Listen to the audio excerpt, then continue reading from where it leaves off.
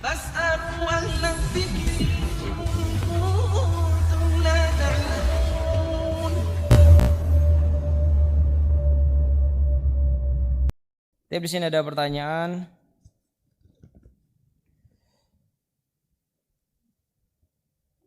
Ana sering sholat menjadi makmum di lingkungan rumah ana, kemudian ada imam yang memang jabatannya ketua masjid. Oh, ini berat memang. Bacaannya sering salah dan ana sering tidak ridho. Lalu jika ana tidak ridho, bagaimana hukumnya untuk ana dan imam tersebut?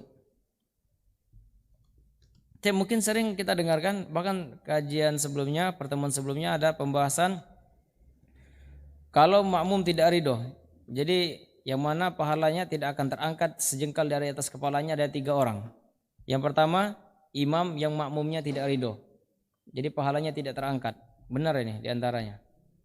Yang kedua, seorang istri yang tidur tetapi suaminya dalam keadaan tidak ridho, jadi sholatnya juga tidak terangkat. Yang kedua, orang yang kalau tidak salah yang memutuskan hubungan silaturahim. Nah, jadi hukumnya bagi seorang imam mungkin pahalanya tidak terangkat, Pak. Kalau bagi bapak, apa hukumnya karena tidak ridho? Ya, mungkin ada usaha, ada ikhtiar. Ada ikhtiar, undang ustadz yang bagus bacaannya. Jadi ngajak ngaji bareng, belajar tahsin bareng, belajar tajwid bareng. Ketika ustadznya datang, imamnya nggak datang ternyata. Sering ini. Ini sering terjadi katanya. Jadi dibikin solusi biar imamnya ini ikut belajar. Didatangkanlah seorang ustadz. Ketika ustadznya sudah datang, imam tetapnya yang bacanya sering salah-salah nggak datang dia. Wallahu alam, jadi sengaja tidak sengaja. Tapi paling tidak kita ada ikhtiar, kita doakan biar dapat hidayah, dapat petunjuk. Ya mungkin kayak gitu.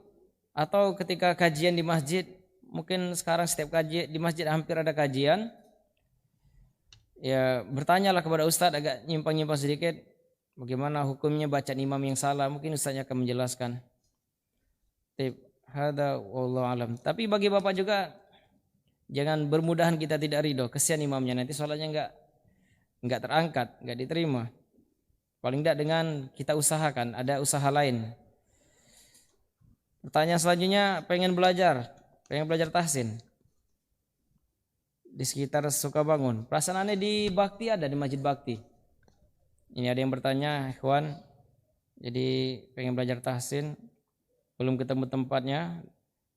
Setahuannya di Masjid Bakti ada pelajaran tahsin. Enggak tahu pada maghrib atau pada isya.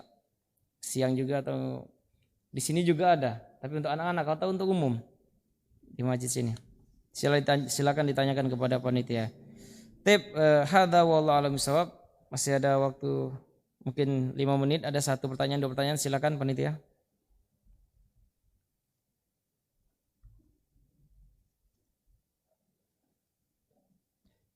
Silakan panitia kalau ada pertanyaan masuk, 5 menit lagi waktunya. Atau cukup? Jazakallahu khairan atas penjelasannya. Kini kita telah memasuki sesi tanya jawab. Kami ingatkan kembali bagi para pendengar setia Radio Roja Darussalam 106,7 FM dimanapun berada. Jika ingin mengajukan pertanyaan, bisa melalui pesan singkat WhatsApp ke nomor 0812 7314 7317 atau bisa dari kolom komentar via channel YouTube Roja Darussalam. Dan kini kita telah menerima 1 pertanyaan Ustaz dari pesan singkat WhatsApp. Naam. Assalamualaikum warahmatullahi wabarakatuh. Waalaikumsalam warahmatullahi wabarakatuh.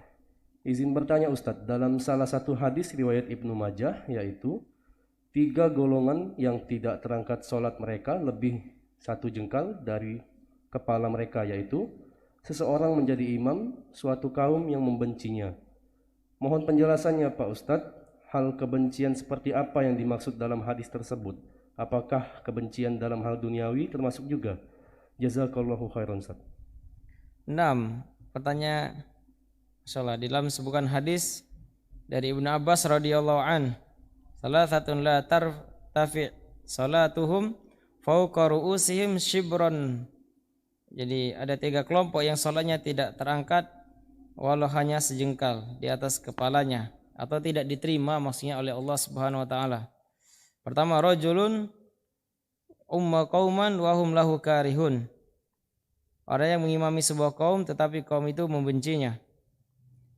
Yang kedua, wa mra'atun, perhatikan para akhwat baik yang belum menikah apalagi yang sudah menikah. Wa mra'atun batat wa zawjuha 'alaiha sakhitun. Yang kedua, istri yang tidur sementara suaminya sedang marah kepadanya. Ya mungkin suaminya ada keinginan sesuatu yang lain tapi dia ditinggalkan tidur begitu saja. Yang ketiga, wa akhwani mutasarimani. Itu 2 saudara yang saling mendiamkan atau memutuskan hubungan. Hadis riwayat Ibnu Majah, dan disahihkan oleh Syekh Albani dalam Mishkat Al-Masabih. Apa dimaksud imam yang dibenci? Di sini ada 2 maknanya. Perhatikan, ini yang ditanyakan.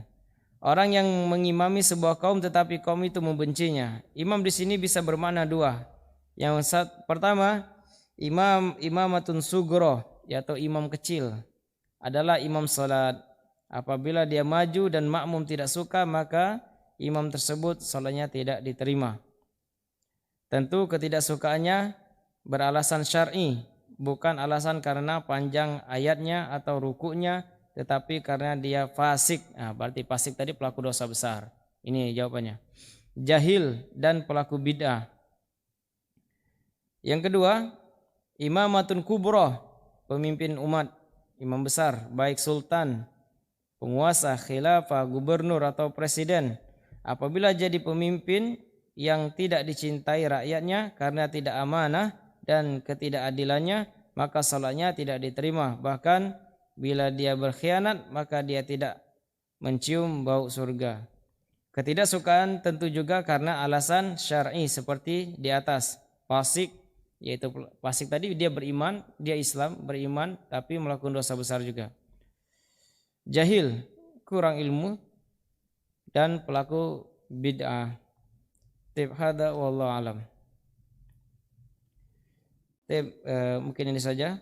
Kita langsung tutup. Subhanakallahumma wabihamdik, asyhadu an la ilaha illa anta astaghfiruka wa atubu ilaik. Wassalamualaikum warahmatullahi wabarakatuh.